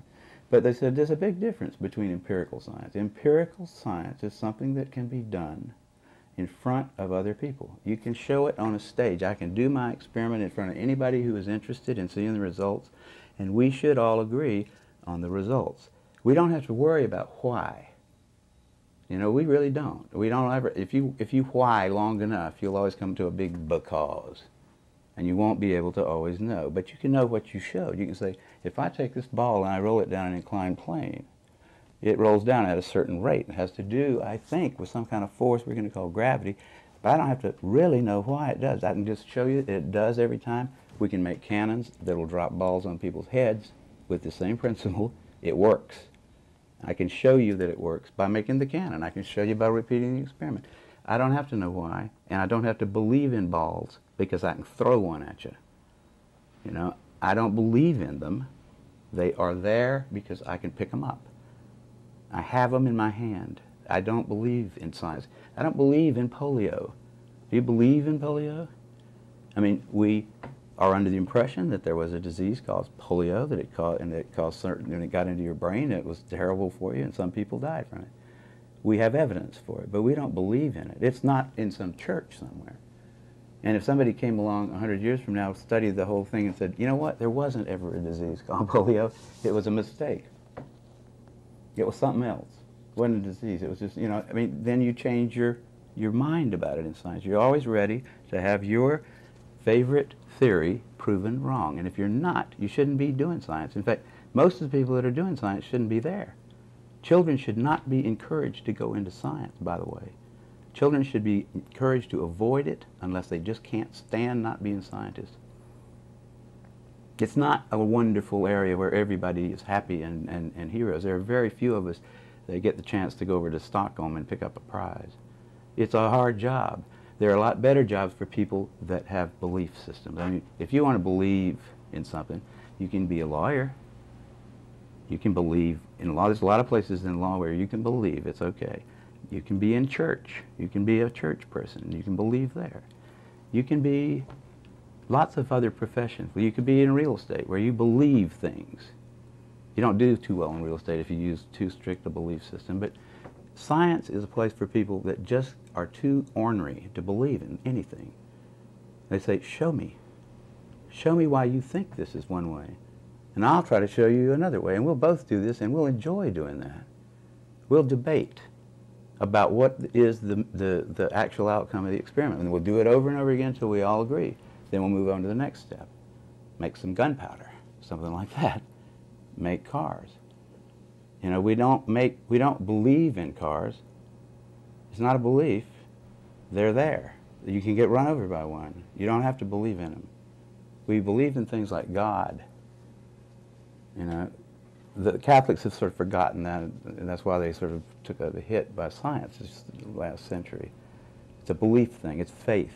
That's totally different from science. It's silly to hear people saying, you don't believe that HIV causes AIDS? You don't believe that? I mean, it's just a word, but it's a very, very important distinction. I think that you know, that's why it's become a very emotional kind of thing, because people actually, they get personally committed to what really is a body of evidence that can be analyzed, you know, by lots of people. And at this point, there's so much of it out there, nobody can really analyze it, all of it. But nobody can write a review of it that says HIV causes AIDS because of this. You know, if a postdoc were to write a review of their literature that showed without much doubt that HIV was the cause of AIDS, that guy would be famous. Now there's 100,000 guys out there who had the opportunity. 10 years has passed. We've been waiting for this star postdoctoral fella to distinguish himself forever and get a lifelong grant from Tony Fauci, but he hasn't shown up. No one has bothered to write a definitive review. Any journal would take it. That right there proves that HIV does not cause AIDS by induction. Then what have we seen in the photograph? Have we photographed AIDS? Do we have AIDS in a test tube? Because if we haven't proven HIV causes AIDS, then can we show that what we're calling HIV is an actual organism? Nobody has actually purified HIV. There's no little bottle of HIV anywhere on the planet that's just got HIV in it. They have cell lines that they think that it's growing in. There are a lot of people that think it's not even there at all. But I mean, I wouldn't doubt that it's there. I think anything you can imagine is there somewhere. You know, but whether it's there or not is not the question. The question is, does it do anything with regard to these set of diseases that we've now called AIDS? And it's such a tangled web of madness by calling all those things AIDS, by just making it more and more and more complicated to figure out what causes what. See, it's like, that's not the way science works. It's a real bizarre thing to have 100,000 people being paid to do something that strange, to take a whole bunch of diseases, to lump them all into this one big thing. This great, I mean, pretty soon there won't be anything that's not AIDS if they keep going at the rate they're going. You say, well, let's see what will happen in 100 years. How many diseases will be on that list? They put uterine cancer on there. That was stretching the imagination quite a ways, wasn't it? Throw uterine cancer in there as one of the indicator diseases. You got uterine cancer and HIV antibodies, you got AIDS, honey. And we need some more females, by the way, with AIDS, don't we? What do you think of them giving Social Security benefits, disability cards for automobiles, free plane tickets, free bus rides, free meals to people who test positive for the HIV antibody and show any indication like night sweats? But and by the way, then a person never has to work again for the rest of their life. And in England, they give them a free car to drive.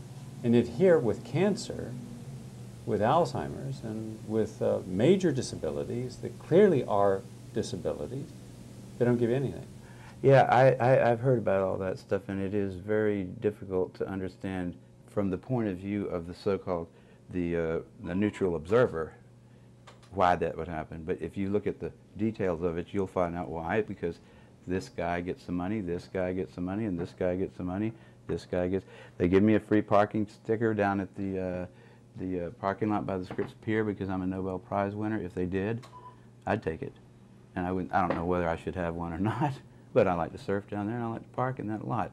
But I mean, people will take things if you give them to them. And if the process of giving out the money, everybody's always skimming it, right? I mean, in government handout things, if somebody's always making money off the process of giving it away, don't you think? I mean, and it's become such the issue of this ridiculous thing, this whole, it's like,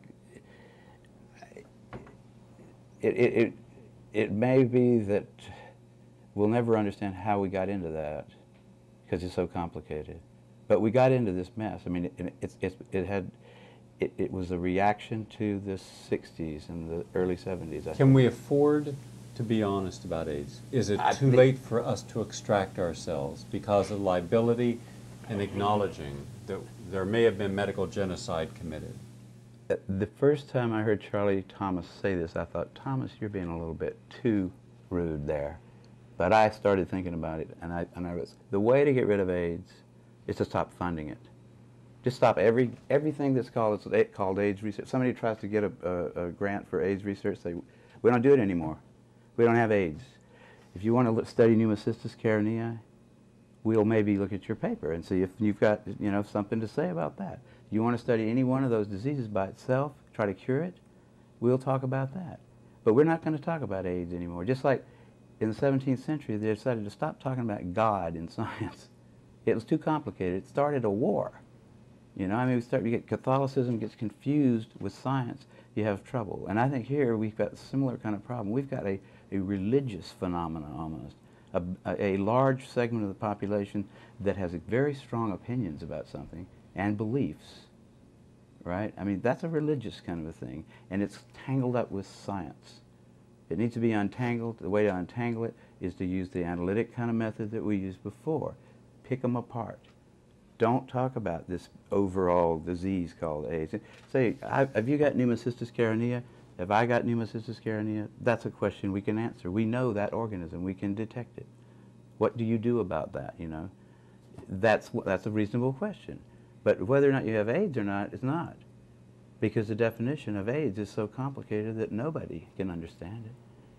You know, and it's like, it's the same kind of thing that was, it's like it becomes, when beliefs get tangled up with facts, matters of fact, become matters of religious kind of significance, where if somebody gets mad at you for asking him a question in a scientific meeting, or says, we're never going to have Kary Mullis at the European Union of whatever kind of scientists, or they put it in Nature, because he came in there and had the audacity to tell people that it might not be that bad to have sex, that AIDS might not be something you get from sex, that I don't see any evidence for it, is all I said. I don't see any evidence for it. Why? You can't tell young people that.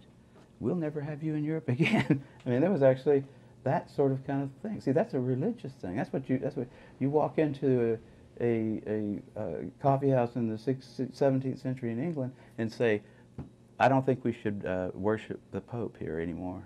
I don't think we should pay any attention to him. And some people would get mad at you. That's religion. Same thing with AIDS. It's religion. Go up to Los Angeles to some of these meetings, like where there's a whole bunch of guys that have had AIDS type diseases or have seen friends die, and say, I don't really think there's such a thing as AIDS. I think you guys are suffering from the results of a lot of things that you have done yourselves. It's not like God just smiled on us and not on you and dropped a virus on you. It's because you've been not eating well, you have not been sleeping very much, and you have let yourself get run down. You've also gotten into a panic about the whole thing. You've fallen for their stuff, man. You've taken their poison. Science is a big institution, and most of the people there aren't scientists. You know? What do you think of all these people now who are willing to take what sometimes are very brilliant minds and apply it specifically just to helping a major industry market a product, even when the results of what that company need do not always match the actual science behind it? I mean, you're talking about the marketing people, marketing people? Well, you got to be a little cynical to be a good marketing person, probably. You know, I mean, a little bit. So, but I don't think, I'm a libertarian in that regard too. I think let them do it. It's not, you know, they're not forcing you. If you're dumb enough to watch that box over there and do what it says to do, then that's your problem. It's not mine. And I think it's all right for people to try to, you know, suspend your good judgment for long enough to get your wallet out, whatever. I mean, I think that's okay. People should be subjected to marketing. They shouldn't think that it's, I mean, most people actually distrust marketing. They see it as for what it is. They don't realize that when Tony Fauci gets up and starts talking, he's marketing too. They don't, and that's what they really need to learn. And I think go back to something you said about when you get up to give a lecture with people with AIDS and some of the AIDS organizations, they're willing to cut you to pieces. Oh, a lot of them just get angry if you suggest that it's got anything to do with the behavior, if it's possible that it's a behavioral thing. You know, there was these guys that lived next door to me in Berkeley a long time ago, and they were homosexuals, and we'd play cards together out in front a long time, and then the bathhouse stuff started happening. Those guys started going over to the bathhouses, and I was waiting for the heterosexual bathhouses to happen, but they never did. So I didn't go over there. But I noticed over a couple of years that those guys got paler and thinner. But you know, they're coming in at 5 in the morning. You know, take a little amphetamine, go to work. Don't eat very much. Come home at night, head out to the bathhouses. I mean, it was a place. It was a fascinating place to be at that point. That was a wonderful time in their lives. And I mean, I sort of regretted that I wasn't a homosexual myself. But I saw that those guys were sick. You know, I mean, I could tell just by looking at them, because I'd known them before they started doing that. They weren't normal, healthy males between the ages of 24 and 45. It was obvious to them, I think, that they were abusing themselves. I mean, if I go 2 nights without sleep, I know I've done something bad to my health. My little cuts don't heal quite as well if I don't sleep, and all kind of things. Everybody knows that.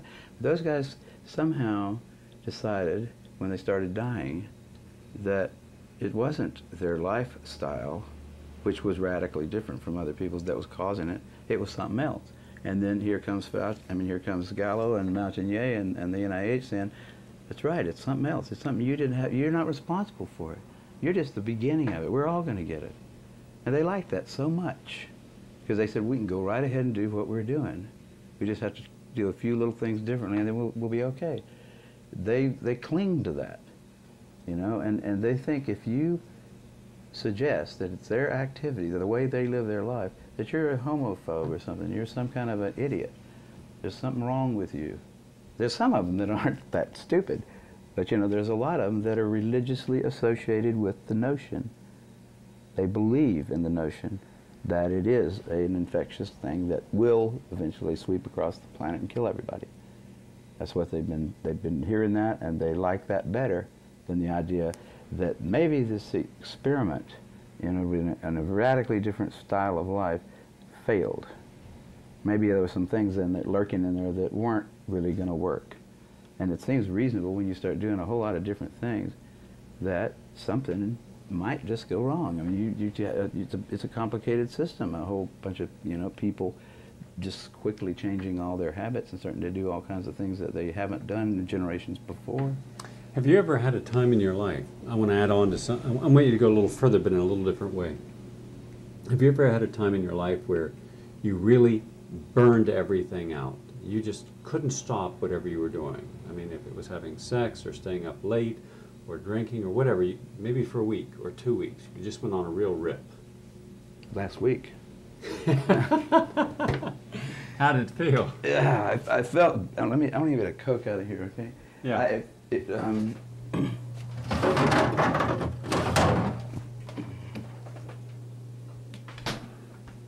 My co-author on this book was in town for a week and a half, and we just, we spent a lot of time, we'd work every day for about 5.5 hours, and then we'd play really hard, and by, we really started on Cinco de Mayo, that weekend, Cinco de Mayo, we started around Thursday, and by Monday, I felt like we had just about got to the edge of death, that if we went any further with that kind of a, with no sleep, no real food, lots of tequila, just, crazy, wonderful women just happened to be coming through all the time, and it was a lovely time.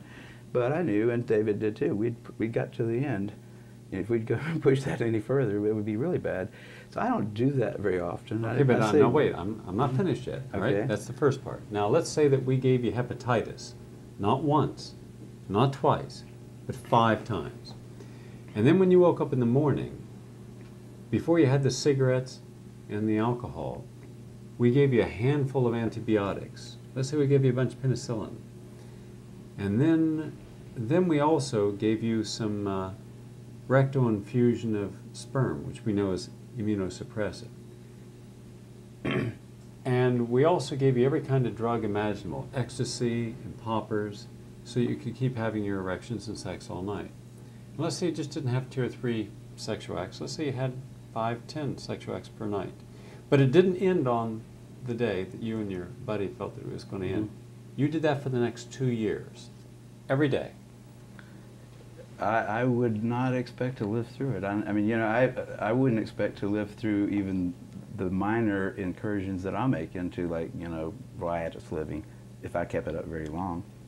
I know I can't. If I could go without sleep for 2 nights, and then I start bumping into things.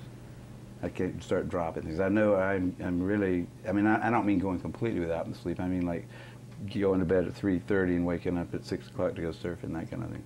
That's not enough for me. I need more than that. I need to have, a fairly decent diet, I think, although... Well, then where is the surprise of guys who did this for 3 and 4 years at the same level and more intense than you did, and now they come down with one of these 29 or multiple 29 opportunistic infections? I don't think they should Where have is been the surprise? Those guys that live next door to me, I talked to them, they were, I said, you guys looking awfully pale. Don't you ever get out in the sun anymore? And the answer is no, we're working, or we're, we're I mean, on the weekends, we're hanging out at the bathhouse, and it's fun. Why don't you come over there and we'll show you? But, I mean, I don't think anybody should have been really surprised. That's the shock of the whole thing, actually, when you look back and say, why did they think it was just some virus that this guy Montagnier pulled out of a lymph node? He could have pulled anything out of that lymph node. It probably had 100 different things in there that he could have identified. Just pulled out. Now, why did anybody fall for that? They wanted like hell to keep going, doing what they were doing. You get used to things. I think they didn't start all that stuff on one day. They started a little at a time too. You know, they didn't all of a sudden one day say we're going to go from being like clean-cut kids that get 3 square meals a day, and they just slowly started picking up more and more riotous kind of living, and you get used to things, I guess, and then I don't know. Somebody put the suggestion out. The CDC wanted they did want to have a plague, and it was a good it looked like a nice possibility, and they went for it. Remember the actor Errol Flynn? He was a swashbuckler. He was in, Robin Hood and Captain Blood, and he died on his 50th birthday, or around his 50th birthday. He was only 50 years old. He was so burnt out, so washed out, that when the doctor he died up in Canada, when the doctor did an autopsy, couldn't believe that he was alive for the last 5 years. His liver was totally sclerosed, his heart was completely shot, he had atherosclerotic sclerosis, he had it all. And he looked about 90. Now, he drank every day, he smoked every day, and he lived a fast life. He also did some drugs. There's a good example of what would happen to a heterosexual in a very relatively short period of time. It took him about 20 years to do that. And so then you triple what he was doing, and you can speed up the process. We have a lot of models for, in the heterosexual community, for people who have destroyed themselves without needing a virus to do it.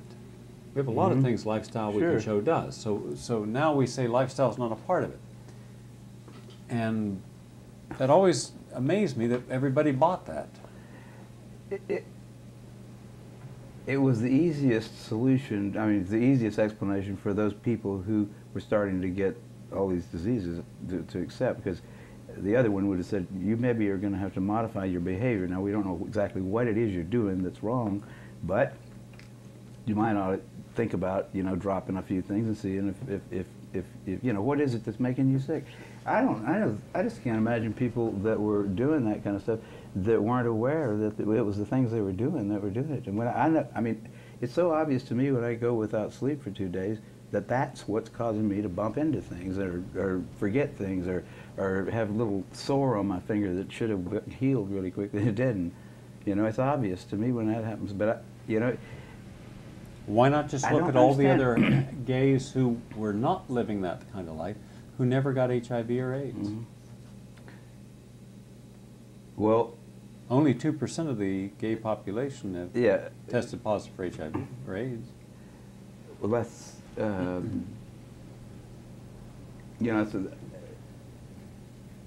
there's so many. I think it's when you this particular whatever it is, you can't call it a hoax, you can't call it a conspiracy, you can't call it. It's something that's so bizarre that to try to explain it to somebody, they don't. It's almost like they can't possibly believe how bad it is, how dumb it was, how crazy. That's one of the reasons I think that Duisberg had a hard time convincing anybody at all, because he was saying, look, every single thing here is wrong. There's no evidence that it is. There's plenty of reasons to doubt it. There's just, every bit of the data is wacky in some way. All the conclusions are wrong. All of them are wrong. That's what I think. That's when it. If there's been one little thing wrong, then it's easy to say, well, here's one little thing that's wrong here, and people will deal with that a lot easier. Than the entire AIDS establishment is absolutely guilty of some hideous sins, and everybody's been fooled. Everybody on the planet has been fooled by a handful of greedy people without any scruples and no brains. That's hard to believe. See, I was like, no, it can't be. My mother wouldn't go for it. I said, Mother, I've studied this really well, and I'm telling you, there ain't no epidemic, Mom. There isn't an epidemic. There isn't anything out there that is causing people to die that's called HIV. It's just not. No, Kary, I read it everywhere I look. I go, you know, and Mother, the entire medical establishment is wrong, and I'm right. No, you can't possibly be right, Kary. They wouldn't do that. They couldn't possibly be wrong. Every radio station you listen to, every television station, everywhere you turn, there's somebody telling you that there is an epidemic of some organism that is fatal and that you get it from sex. So how can you come in here and tell me that? Do you think that it should be renamed Dumb or Dumber? Dumb or Dumber? After the movie? You know, I think that some of those people really ought to be, you know, there's 100,000 of them, right? Yeah. There's probably about half of those people are just too dumb to know what they've done. The other half of them have just been too dishonest. They have not the heart or the reason or the testicles to say, you know what, we screwed up really bad. And I think we've got too many scientists anyhow. We might just take those guys out, Alamogordo, and drop another bomb out there. Just get rid of them. I think that we're going to do that to, you know, the guy that killed 200 people in Oklahoma. He was an idiot, you know, misguided, but powerful. He could make bombs. These guys are the same way. They're idiots, misguided, and they're powerful, and they have been killing people right and left. And the people they hadn't killed, they think of all the suffering and misery they've caused. Just the fear of AIDS has probably killed about 1,000 people, just the fear. You know, it doesn't make you feel good to think you might be getting a fatal disease all the time and worrying about it every morning. Say, is this cold the beginning? Is this flu the beginning of AIDS? You know, a lot of people with HIV are always worried. Every time they get any little disease, they're worried, sick about it, and some of them probably end up dying just because they're worrying about it. You know, I mean, worries, it's not one of those things. Bone pointing. It's what? Bone pointing. Bone pointing, yes. It's sort of like bone pointing. Yeah, the Aboriginal quality of pointing a bone and condemning someone, and that allows them to go out and die. There's things that I can see there, but I just don't know how to talk about it. If you look at them long enough, you say there's a lot of interesting stuff there. And that's probably the way atoms look somehow like that. And they go down infinitesimally in structure. You don't get down to any shiny little balls anywhere. And just all the things that we really started with when we started trying to decide what matter was made out of turn out to not make sense in light of what we find out using those assumptions going in, you know. You come up with something like a neutrino. Well, that's a cool little particle, isn't it? No mass, but angular momentum. Carrying the angular momentum of an electron. Well, that's a really sort of interesting idea, isn't it? So we don't know anything. And it's like not unlike, I mean, we're only here because we learned how to eat, not because we had slide rules, you know. We're here because we know how to eat and mate, and maybe bring up our young to where they can do that. And that's not, you know, it's shocking to me that we know anything. I mean, that we can build a jet plane that can usually fly is an amazing. It's got to do with we cooperate. We have written language, and I mean, none of us could do that. Actually, I couldn't even make a book. You know, by myself, I couldn't make a damn Coke can if I had to. I don't know all the things you need to know. None of us is very smart, really. We don't know anything much. I know a few things, and you know a few things, and all of us together, you know, it's a miracle that we're here. And I don't think it's the weak anthropic principle kind of thing operating either. I didn't go for that. I think it's stuff that we just, you know, it's way beyond our comprehension. That's why religion is a thing that people do continually seek out. Some people somewhere inside of you know that it's a lot weirder than that. You know, it's stranger. I think some British guy said, life, the universe is not only stranger than we imagine, but stranger than we can imagine. And I think that sort of, you know, that is something that struck me a long time ago as being, yeah, we're pretty arrogant to think that just by learning how to copulate and eat and raise our kids, that we're going to learn about the inner workings of the entire universe. And when we run out of information, we just come up with something like the primary, the way you start in cosmology, you say, well, if you can't see it, it's like everything you can see. Right? If it's the whole universe must be homogeneous, because if it weren't, we wouldn't be able to talk about it here in this classroom, right? That was lame the first time I heard that. And I said, wow, that's right, because you couldn't talk about the whole universe, since 99% of it's invisible to you. So you have to assume that the same laws apply everywhere. If they don't, then you can't even make up a theory about it, right? It doesn't matter that it's not testable at all. I have my own cosmology published in Nature, by the way. That was funny as hell. When I was a second-year graduate student, I published a paper called The Cosmological Significance of Time Reversal in Maddox's magazine. And he took it.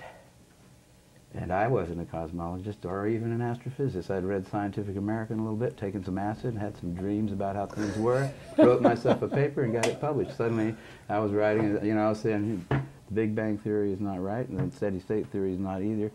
This is a good idea right here, what about it? Published it. When I sent PCR, no thanks. They rejected it. Nature rejected the PCR paper that I wrote, and so did Science. Both of those austere magazines. But Nature took the cosmological significance of time reversal, which was the sort of lunacy of a sophomore, a second-year graduate student in biochemistry. When that happened, that was my first real shock about science. I said, there's nobody minding the store, There aren't any wise old men up there. How could this happen? How could they let me publish this theory in Nature? It's not like in some backwater journal. Nature. A lot of the professors in the department said, what in the hell is this? One of our graduate students just put his own paper in Nature, and it's not even about biochemistry? It caused it's weird what that did to my career at Berkeley. People said, well, he's weird, but AIDS is a lot of people think of it as a conspiracy by some group or something like that. But it's just something that happened. It's a thing that really fit right into the historical framework, and it went exactly the way a sociologist looking at history would have said, yes, something like that ought to happen, and it happened. And there's the thing that I learned back in 1968 when I first published a paper by myself in Nature in a field that I had no expertise in at all. There are no old wise men up there at the top of science. Which I really did until '68. I would have thought, if you try to publish a dumb paper in a journal like Nature, it won't get published. If you try to publish a good paper in there, like I later tried to publish PCR, the invention of PCR, in the same journal, and they didn't take it. So it's up there. There isn't an up there. There's no place up on the Academy of Science is just a bunch of idiots, just like everybody else. The editors of journals, austere journals even, they're just busy with their little lives and stuff. There are no old wise men up on the top making sure that we don't do something really dumb, and we are kind of like the children of the apes that we came from. We're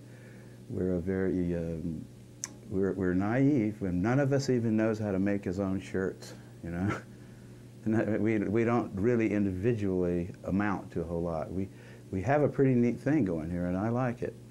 But you can't think that there's really some council of elders or something watching, and there certainly is not some austere body of people that are not self-interested, that are really looking at medical science and making sure that everything works or that nothing really dumb happens. We're on our own here.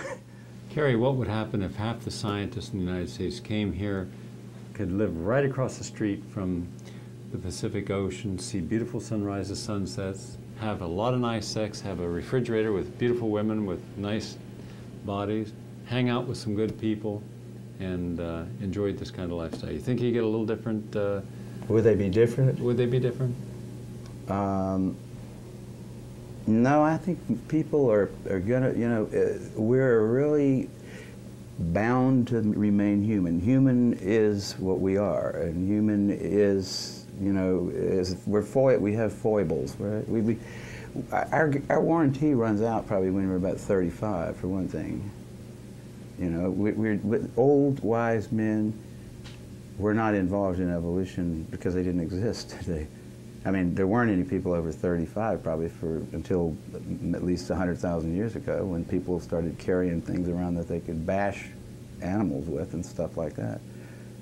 So I mean, old, wise men are kind of a new development. Old, wise women are a new development.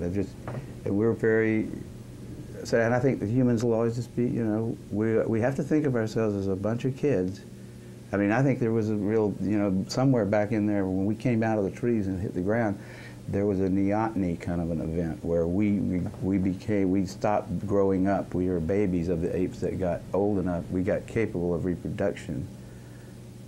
You know what I mean? That something had to happen there to keep us, to make that transition. And if we look around and think of ourselves as kids, you know, just a bunch of kids, then I think we see much better who we are than if we think of ourselves as being, you know, mature. I always think of myself as a kid. I roller skate, and I play, you know, and I love little kids to play with, and I don't ever think of myself as mature at all. And I think that that's a better way of looking at humans than that as they start looking older that they somehow get wiser, because it's not my experience. They do. Kary Mullis, fun talking with you. Well, it was a pleasure talking with you. Let's go get something to eat.